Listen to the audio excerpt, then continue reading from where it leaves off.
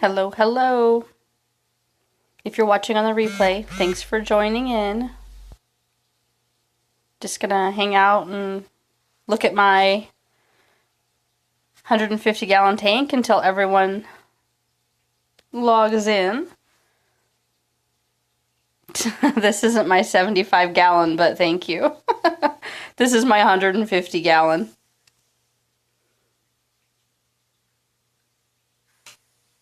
As soon as I think that almost everybody has joined the scope, I'll show off the 75-gallon.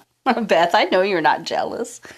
And there's a good chance that my boyfriend will randomly show up during this Periscope and interrupt me, because that's just usually what happens. So, plan for that. I just want to make sure everybody can get in. I don't know how many people are going to join from the web, and I can't tell when they're in or not.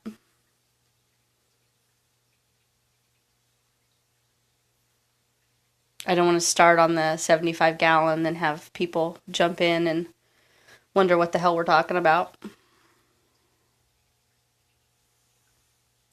I thought Vanessa was going to join, but maybe not. Yeah, I still haven't seen anybody on that hamster wheel yet. Last night I watched one of the Rugosis do a cliff dive. He was up in the shell bin, and he just jumped over the edge into the saltwater pool down below like he was one of those Peruvian cliff divers? I don't know.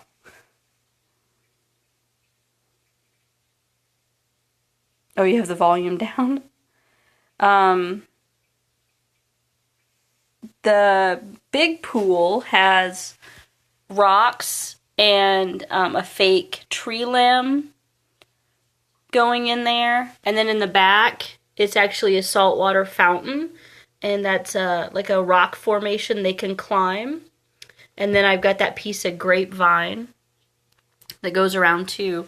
My freshwater, you can't really see it, is back there, and it just has pieces of coral and stuff in it for the smaller crabs to get out of. I have some broken pieces of coral and old shells and stuff that I use. Oh, I think we lost Beth. Are you back? Keeps jumping from 2 to 0. Okay, well, there you are. Are you ready? Are you ready to see what I did? What all the fuss has been about? Okay, here we go. Close your eyes. Ta-da! It's vertical. Yeah, vertical. I didn't do a traditional setup. I decided I wanted to try a vertical setup and see how it worked, to see how I would be able to maximize all of the vertical space. And the 75-gallon seemed like a good size to do that with because of the amount of floor space it would still allow, even with the pools in there. So, as you can see, it's just standing on its end. This is the part that would normally be the opening, and it was really important that after the first tank shattered that I found an identical tank, because I had purchased all the supplies to fit this type of tank, including with this glass divider in the middle of it right here. So everything was already laid out, cut to fit for this size tank, so when the first one shattered, it was pretty sucktastic. But what I've done in the bottom is my take on a natural false bottom. So that bottom layer right here is Growstone, which is a recycled glass material, but it's really porous, almost like a pumice stone. It's really lightweight and airy, so it'll absorb water, but it also allows for drainage. Directly above it, I have a pretty heavy layer of sphagnum moss. It doesn't look that thick, but some of the sand just kind of seeped down around it. So the idea would be, if I were to have a spill of some kind, I just finished this today. So I just put that in a couple days ago when I started this, Friday, Saturday maybe, yesterday. So I also have some Gap at the bottom. So if for some reason this doesn't really work, or I feel like it needs some aeration, this insert right here is 2 pieces of plexiglass, and it's not siliconed in. The weight is just holding it. I would be able to slide these up just a little bit and allow for a little bit of air in the bottom. And even if I had a massive flood, some drainage. And you can see there's like a little bit of a gap right there also. That's okay. I think that'll be fine. I've never had a flood in my tank before. It's been 12 years. I don't expect to have one anytime soon. And as a double insurance policy against that, I've doubled these water dishes. So these are Gladware bowls, and there's 2 of them. So if the top one gets cracked, the bottom one will catch it. This also holds the sand in place, so if I have to take them out to clean them or to replace them, I don't have to take the bottom bowl out, and it'll hold the sand where they were sitting. I have a little bit of coral sand in the bottom of each one, just for traction. There's a little piece of rock in there that came from Wyoming that I dug up with my stepdad. Anyway, I'm going to cry, sorry. Then some shells in there for them to get out. Those are old shells that are like carved open. They can be worn, so they're great for climbing. And then the sensor right there, sorry, is from my main tank. But the unit will take up to 5 of these. This one doesn't seem like it's reading right, which I've contacted the company, but I'm going to order a replacement for the one that's not reading right, and then one for this tank so that I can read both tanks off of the same wireless unit. Then in the back, oh, you might not be able to see. I might have to take the phone inside. Okay, so what's missing is the door. There's going to be another piece of plexiglass up here, but what I discovered today when I put it up, it's just a tiny bit too wide. Can you see the black marks? So I've got to take it back to Lowe's and have it trimmed just a little bit. But I have some hinges that I'm going to silicone on. And then I have, let me show you what I bought for a clasp. I don't know how well it's going to work. It's what I came up with, though. It's meant to keep a cabinet closed. But I think it'll work if I put it around the corner here to help keep it closed. I may need to do something else to really make sure the crabs can't get out, but they would have to climb the silicone to get up there, and I know they're perfectly capable of doing that. So I may have to come up with another way to secure the door, but the door is missing for right now. There's no crabs in here. That's fine. So let's look on the side, I guess. I did put a lot of thought and pre-planning into this, which is why it was so devastating when the first tank broke, because I usually don't plan this far in advance and put this much thought into things, and I worked so hard and then it broke. So I have my heat mat underneath here, and then the insulation over the top of it. In the back, I have a fake background. I used foam and made a background, and then I covered it while it was still wet with cocoa fiber. I put in some logs, some grapevine, some cholla, all sticking out so they can climb. I've got a basket up here with moss in it, and then there's another basket down here with moss in it. This one may end up being my shell bin. I haven't decided yet. And then there's the little wicker chair that I bought from Rika's Hermit Hut, and that is got a little piece of twine sort of holding it so they can't totally tumble it off. I tried putting in 2 different plastic pots for plants. Can you see right here? And then I covered them with the foam to hold them in place. This one will be okay when I want to use it, when I'm actually ready to put a live plant in here. But for right now, it just has moss in it. The one up here, I accidentally got too much foam in it, and it kind of filled it up with foam. So I'm just going to cover that with moss, and it'll just be a ledge. I also can stick fake plants in it. This foam stuff will let you push fake plants into it, like the stems. So I may do that just to make better use of that. And then here's another ledge right here. These are tree fern panels, and these are supposed to be a great medium for growing your own moss or keeping your moss alive. So I have 2 ledges of that. And then down here underneath, here's one of my my half bamboo logs sticking out. But down here I put, yeah, it should be. I put 3 panels across there of that tree fern bark so that I can try to get some moss going. And then my little plastic bathtub the idea I stole from Amber is back there. For right now, I'm going to put shells in there. But if I decide that that's not enough floor space, the shells will go up here in this. And then they've got a big fat cocoa hut right there.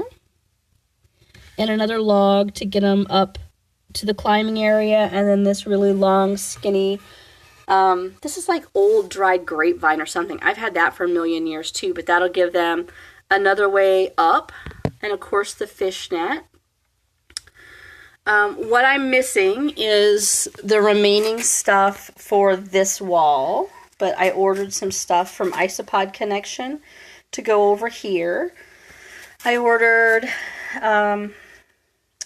3 things, some different cocoa huts and a cocoa hut with a bridge that will all fill in this side.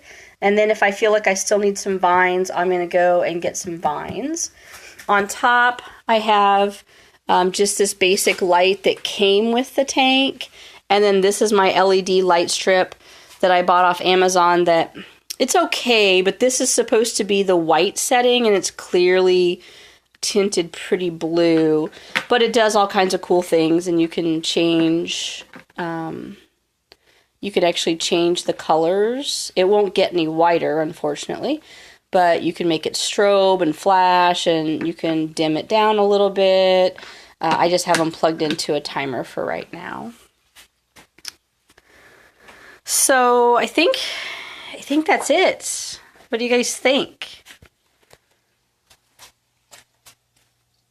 There's a side view. You really can't see all of the sticks that I have. There's 1, 2, 3, 4 of them sticking out. Thanks, Beth, for them to climb out on. There's the other tree fern ledge. You can kind of see some of the foam stuff there. This is up against the glass, so it didn't get cocoa fiber on it. And then these long purple vines, it's called Great Stuff. And you get it at the hardware store, and it's for filling in cracks around things. And that's the stuff that everybody uses in their vivariums and like for their frogs and stuff like that. I watched so many videos on YouTube on how to do this. And then Marnell had also done something like this, and Marnell was the one that was like, hey, make sure you don't put the heat mat behind the foam.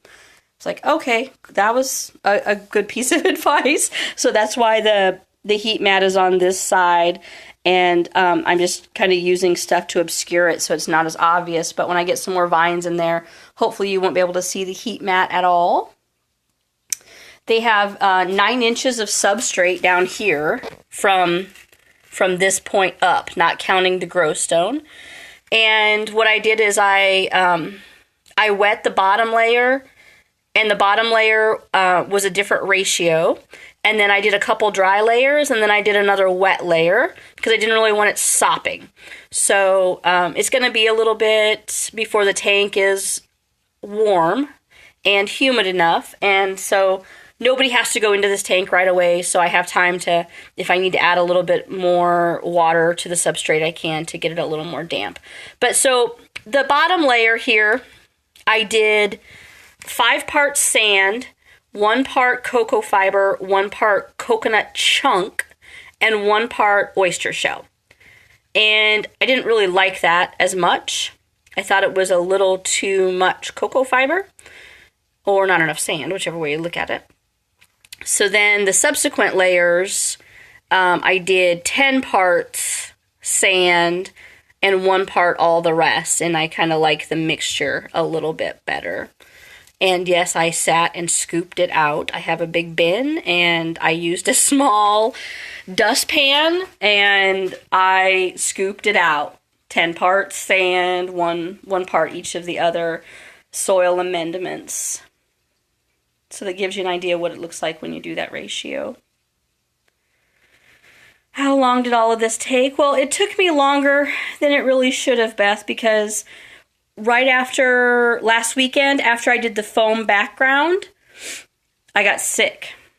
And I've been sick since. I'm going to get a chair. Hold on. I'm also a little out of breath because I have a head cold. So you need to plan out where you're going to, if you're going to do these kinds of things like I did, you got to kind of plan out where those are going to sit. And then if they won't stand up on their own, you can silicone them in place. I didn't silicone mine because I was, from the videos I watched, they said the foam would hold it in place, and they're very secure. Like they're not going anywhere. So you wouldn't have to silicone them in place if you didn't want to, but if you do, the silicone needs like overnight, a few hours, but overnight would be better to dry. So I did that, and then I put all the foam in and got the cocoa fiber on it. And then my intention was just to let it sit 24 hours and fully dry and then start again. But like I said, I got sick. So then I started again Friday night. Was it Friday night? Maybe it was Saturday. I think it might have been, it was Saturday actually. I started again on Saturday after my boyfriend helped me move this in here because it was out in the other part of the basement. So he helped me move it in here and get it stood up, and on top of the little piece of cardboard I have down here. The cardboard is to help keep the glass from scratching, but it also fills in that little bit of gap between the frame and the glass. So yeah, I started this around 4 o'clock on Saturday, and I ended up running out of sand, and I ran out of sand because I set up the 10-gallon experimental tank with the hydroballs and the sphagnum moss drainage layer. So I used like almost an entire bag of sand in there. Half a bag? I don't remember. I used quite a bit of sand in that. So I ran out of sand for this. And I couldn't really do too much else without getting all the sand in it because it would have been too hard working around the other stuff. So today I got up and went and got the last bag of sand, and I've been working on it for probably 3 hours or so, just without like trying to kill myself, taking it kind of easy so that I could get it all set up and not rush it. So, you know, you could do this in a couple days, assuming you can get the foam background stuff to cure properly. If you do it outside, it has to be sunny and dry. I did mine inside. My basement is really big. The smell wasn't really that bad. I was a little concerned about it at first, but the smell really wasn't bad at all. So there she is, the vertical tank. So I got to go back to Lowe's, get the door cut, get the door mounted, and then hopefully, ta-da! Hopefully get the other thermostat dude in there. Thank you. And get it up to the right temperature, the right humidity. And then as I start finding my endos, I will get them moved over and let them start checking it out and living in here, and we'll see how it goes. Of course, I'll keep you posted. We'll be able to check in on future periscopes, and I'm probably going to I did a couple short videos of the process, but I didn't do like a how-to on the foam background because there's just so many videos of that already out there. It just really wasn't necessary. So I have some still pictures and some short videos just as I was progressing through this to show you what it looked like. I left myself plenty of space on the side so I could get in and get access to the heat mat, which was kind of nice. And I do like having the lights up on top like that. I think it gives a better look as far as taking photos and whatnot. And then, of course, I'll fill the water pools at some point. I probably won't do bubblers. I don't do bubblers in my water now. The salt water obviously has, yeah. The salt water obviously is circulated in the big tank. But for right now, I'm not going to introduce that. I haven't done it before, so we'll just see how it goes with just regular pools. They'll be easy for me to swap out since I can just reach in and pull them out. One issue I had with this, it was hard for me to get the moss completely level because it was so far down and I had to reach over this and my arms were too short. So I had to take like my dustpan and try to smooth it down. And I do have one little spot back there where the moss is a little chunked up, but I don't think that's going to be that big of a deal. I did have to dampen the moss a little bit to be able to tear it, because I bought a whole big bale of it. So I had to dampen it to be able to tear it apart and let it expand. So I maybe should have done that the day before so that it was expanded but not still wet, which it wasn't sopping wet anyway. So that shouldn't be a big deal. I think the vertical space, being able to climb all three sides, will make up for the smaller floor space. But even the part that's behind the water dishes is about the equivalent of the floor space of a 10-gallon tank. And obviously you wouldn't have 8 crabs in a 10-gallon tank, but that's what's going to be in here. Well, there'll be 8 crabs. If all 5 of my endos have survived, the 5 endos will come in. They're medium-sized. And then if my 3 blueberries actually come in this spring, they're going to be babies, so they'll be little. So there'll be a total of 8 crabs in here. But like I said, I don't know if all 5 of the endos have survived. They're so reclusive. I don't see them all every day, and I don't know if any of them are still underground. I noticed somebody's making huge tunnels again, so they may still be under. Okay, I think I'm just going to cut it short. I can't tell who's still there and who's not. If you're watching on the web, it doesn't tell me that you're there. If you have any questions, you can either come over to our Facebook group, which is the Land Hermit Crab Owners Society Facebook group. Thanks, Beth. I'm really happy about it, too. You can also come to the crabstreetjournal.org. Creeper. Are you on the web, Mommy of Twins? I don't think you can comment when you're on the web, so I'm guessing you're on the app. Crabstreetjournal.org is... Oh, it's Mary. Hi, Mary. So you are on the web, and it'll let you comment. Interesting. Does it let you give hearts also?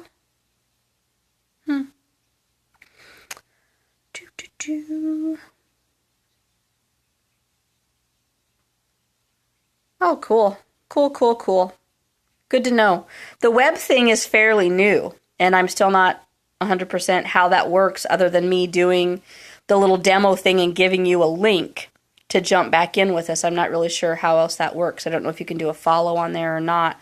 If you have a smartphone, you can just download the Periscope app, and then you can follow us, and anytime we go live, you'll get a notification. This coming Saturday, we should be back on our regular schedule for Saturday night Periscopes. I didn't do one last night. It was just, I was too tired, and great.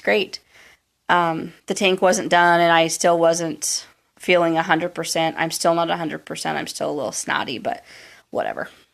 But next week we'll do a regular Periscope chat like we always do, and hopefully the door will be on by then, and our temperature hopefully will be up by then, and our humidity, all that jazz. Step back and let you see it again. This tank is almost as tall as I am, so it's over 4 feet tall, I think. Because it's like almost up to my chin. Oh yeah, I saw Tiny came up today. How exciting. You'll have to get them their own little smartphone so they can sit in the Crabitat and watch Periscope. Hopefully my cat doesn't decide to get in there and use the sand as a litter box while I'm getting the door on there. I don't think she will because she'd have to jump in on the sticks and stuff. But do one more look at the big tank, the big guy. Now that I've done that Growstone in the bottom of the big tank, I think I'm going to take out some of my rocks down here. These are also all rocks that I brought back from Wyoming, and I've just kind of got like a rocky beach area next to the salt water. So I'm thinking about taking those out and filling that in a little better with Growstone all around there, just to help if there is spillage, because if that thing springs a leak, I will have a flood. But if I put up a big wall of Growstone in there, hopefully that would help. But I mean, I have my divider. I'd be able to see the water over here before it completely flooded the rest of the tank. That kind of is a flood zone in there for me. I ordered one of those with the wood bridge hanging down from it. And then I ordered one of these hammocks. And then I ordered one of those bridges right there in an extra large for the 75-gallon tank. So those will all come from Isopod Connection and will end up on, 2 of them will end up over here. And then the bridge, I'm thinking about doing from side to side across here. So they would have like a little suspension bridge that they could go across also. So that would give them a little more vertical space, or horizontal climbing space. And really, if I wanted more floor space, I could almost put another shelf of some kind in here. But I don't think it's going to be necessary. I think with all this vertical space, they're going to be really happy. They climb so much in the wild that, sorry, I kicked my pop over. I think they're going to love having all this space. I put the little fake flowers kind of next to the water pool to sort of give them some security, maybe block some of the shadows as we come into the room so they don't startle so easy. All right, guys, I'm going to Periscope down, and I'll see you over on Facebook or on crabstreetjournal.org or on our Google Plus community. We're also on Pinterest. We're on Twitter. We're on Tumblr. We're on Instagram. We have a Cafe Press store if you want to buy really fun hermit crab related clothing or bags or stationery. We have all of that stuff. We have contests every month where you can enter to win prizes, real prizes that you get for free. One of the contests is Crabitat of the Month. The other one is Calendar Crab, which is basically just like the cutest crab of each month. And we do that each month over at the Crab Street Journal if you want to enter our contests.